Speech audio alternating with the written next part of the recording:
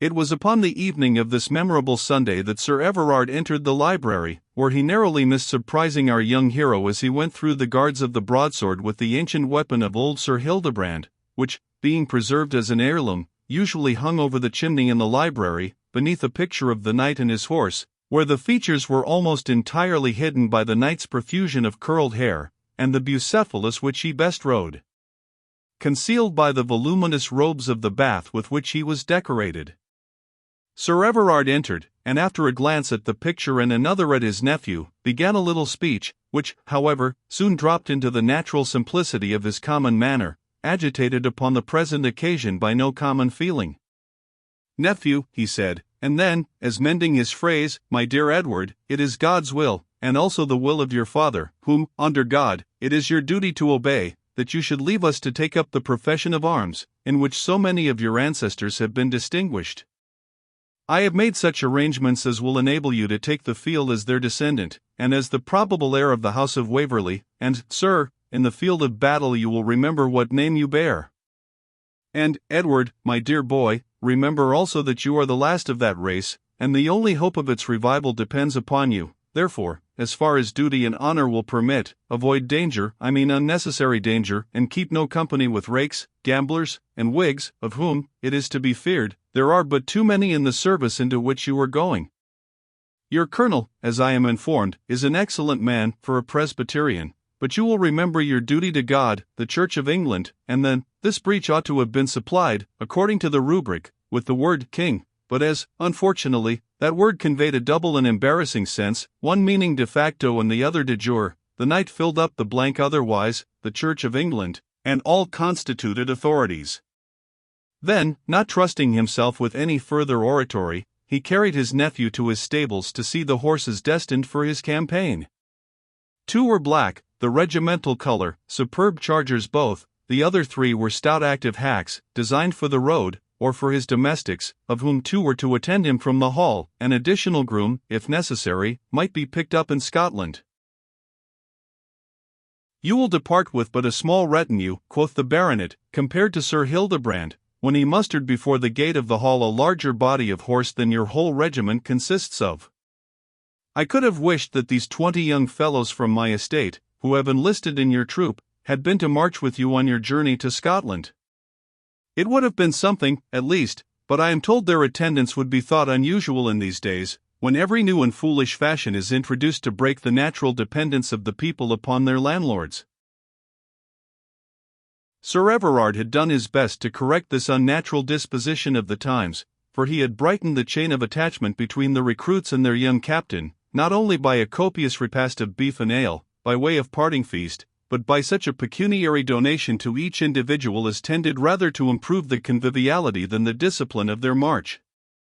After inspecting the cavalry, Sir Everard again conducted his nephew to the library, where he produced a letter, carefully folded, surrounded by a little stripe of flox silk, according to ancient form, and sealed with an accurate impression of the Waverley coat of arms.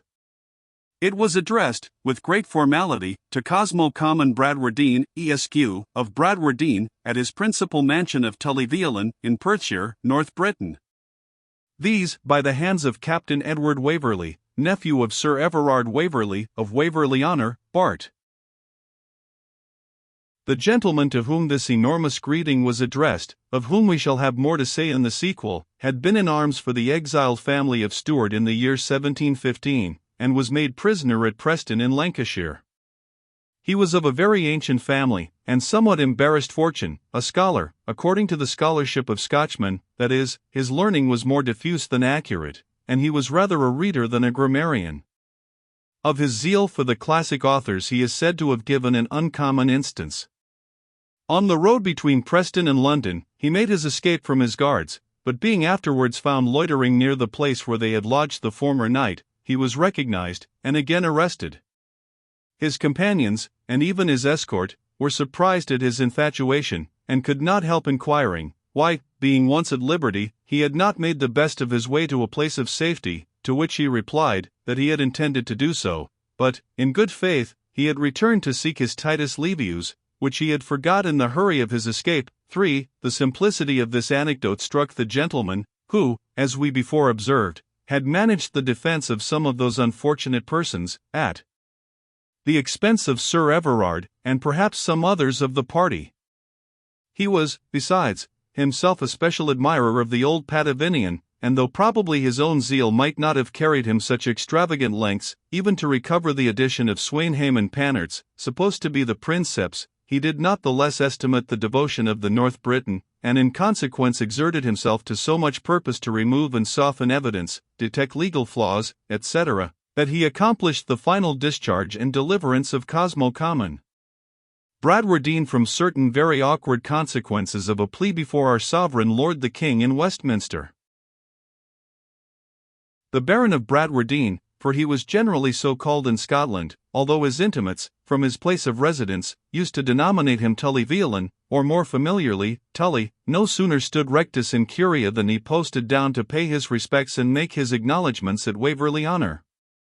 A congenial passion for field sports, and a general coincidence in political opinions, cemented his friendship with Sir Everard, notwithstanding the difference of their habits and studies in other particulars, and, having spent several weeks at Waverley Honour, the Baron departed with many expressions of regard, warmly pressing the Baronet to return his visit, and partake of the diversion of grouse shooting, upon his moors in Perthshire next season. Shortly after, Mr. Bradwardine remitted from Scotland a sum in reimbursement of expenses incurred in the King's High Court of Westminster, which, although not quite so formidable when reduced to the English denomination, had, in its original form of Scotch pounds, shillings, and pence, such a formidable effect upon the frame of Duncan Macwheeble, the Laird's confidential factor, Baron Bailey, and man of resource, that he had a fit of the colic, which lasted for 5 days, occasioned, he said, solely and utterly by becoming the unhappy instrument of conveying such a serious sum of money out of his native country into the hands of the false English. But patriotism, as it is the fairest, so it is often the most suspicious mask of other feelings, and many who knew Bailey Macwheeble concluded that his professions of regret were not altogether disinterested, and that he would have grudged the moneys paid to the loons at Westminster much less had they not come from Bradwardine estate, a fund which he considered as more particularly his own. But the Bailey protested he was absolutely disinterested. Woe, woe, for Scotland, not a whit for me. The Laird was only rejoiced that his worthy friend, Sir Everard Waverley of Waverley Honour, was reimbursed of the expenditure which he had outlaid on account of the house of Bradwardine. It concerned, he said, the credit of his own family, and of the kingdom of Scotland at large, that these disbursements should be repaid forthwith, and, if delayed, it would be a matter of national reproach. Sir Everard, accustomed to treat much larger sums with indifference, received the remittance of £294, 13s. 6d, without being aware that the payment was an international concern, and, indeed, would probably have forgot the circumstance altogether, if Bailey Macwheeble had thought of comforting his colic by intercepting the subsidy. A yearly intercourse took place, of a short letter and a hamper or a cask or two, between Waverley Honour and Tully Veolan, the English exports consisting of mighty cheeses and mightier ale, pheasants, and venison, and the Scottish returns being vested in grouse, white hares, pickled salmon, and usquebaugh, all which were sent, and received as pledges of constant friendship and amity between two important houses. It followed as a matter of course, that the heir apparent of Waverley Honour could not with propriety visit Scotland without being furnished with credentials to the Baron of Bradwardine. When this matter was explained and settled, Mr. Pembroke expressed his wish to take a private and particular leave of his dear pupil. The good man's exhortations to Edward to preserve an unblemished life and morals, to hold fast the principles of the Christian religion, and to eschew the profane company of scoffers and latitudinarians, too much abounding in the army, were not unmingled with his political prejudices. It had pleased heaven, he said, to place Scotland, doubtless for the sins of their ancestors in 1642, in a more deplorable state of darkness than even this unhappy kingdom of England. Here, at least, although the candlestick of the Church of England had been in some degree removed from its place, it yet afforded a glimmering light. There was a hierarchy, though schismatical, and fallen from the principles maintained by those great fathers of the Church, Sancroft and his brethren. There was a liturgy, though woefully perverted in some of the principal petitions. But in Scotland it was utter darkness, and, excepting a sorrowful, scattered, and persecuted remnant, the pulpits were abandoned to Presbyterians, and, he feared, to sectaries of every description. It should be his duty to fortify his dear pupil to resist such unhallowed and pernicious doctrines in church and state as must necessarily be forced at times upon his unwilling ears. Here he produced 2 immense folded packets, which appeared each to contain a whole ream of closely written manuscript. They had been the labor of the worthy man's whole life, and never were labor and zeal more absurdly wasted. He had at one time gone to London, with the intention of giving them to the world, by the medium of a bookseller in Little Britain, well known to deal in such commodities, and to whom he was instructed to address himself in a particular phrase and with a certain sign, which, it seems, passed at that time current among the initiated Jacobites.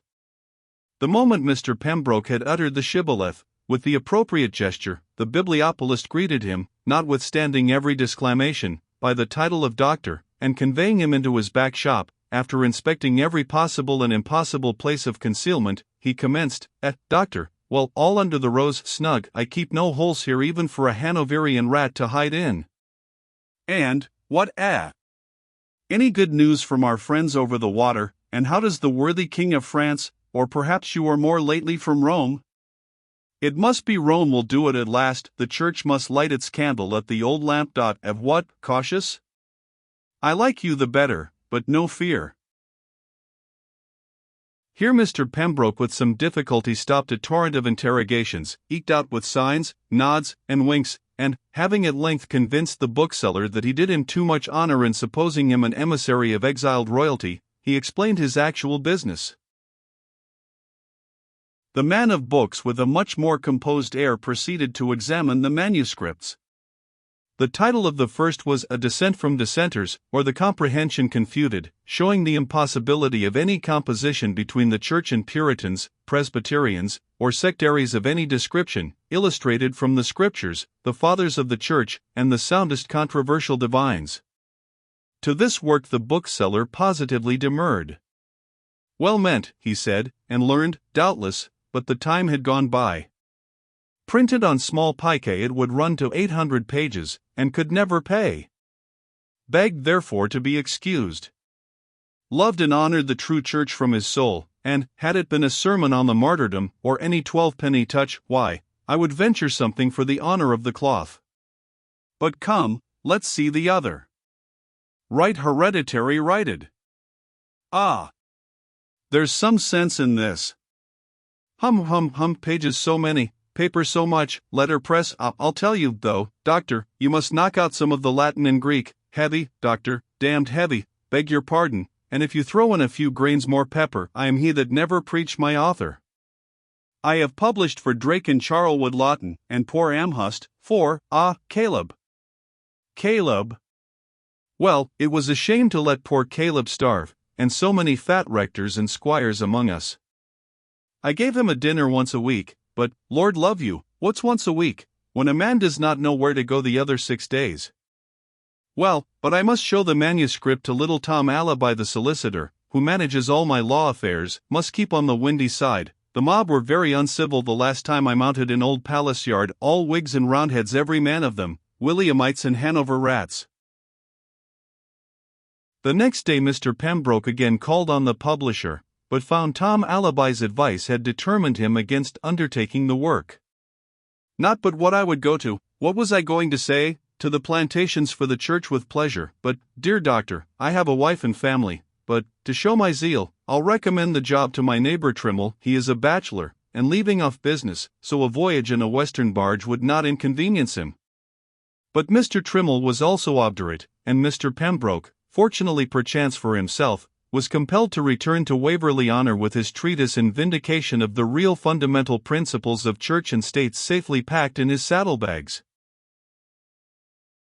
As the public were thus likely to be deprived of the benefit arising from his lucubrations by the selfish cowardice of the trade, Mr. Pembroke resolved to make 2 copies of these tremendous manuscripts for the use of his pupil. He felt that he had been indolent as a tutor, and, besides, his conscience checked him for complying with the request of Mr. Richard Waverley, that he would impress no sentiments upon Edward's mind inconsistent with the present settlement in church and state. But now, thought he, I may, without breach of my word, since he is no longer under my tuition, afford the youth the means of judging for himself, and have only to dread his reproaches for so long concealing the light which the perusal will flash upon his mind. While he thus indulged the reveries of an author and a politician, his darling proselyte, seeing nothing very inviting in the title of the tracts, and appalled by the bulk and compact lines of the manuscript, quietly consigned them to a corner of his traveling trunk. Aunt Rachel's farewell was brief and affectionate. She only cautioned her dear Edward, whom she probably deemed somewhat susceptible, against the fascination of Scottish beauty. She allowed that the northern part of the island contained some ancient families, but they were all Whigs and Presbyterians except the Highlanders, and respecting them she must needs say, there could be no great delicacy among the ladies, where the gentleman's usual attire was, as she had been assured, to say the least, very singular, and not at all decorous. She concluded her farewell with a kind and moving benediction, and gave the young officer, as a pledge of her regard, a valuable diamond ring, often worn by the male sex at that time, and a purse of broad gold pieces, which also were more common 60 years since than they have been of late.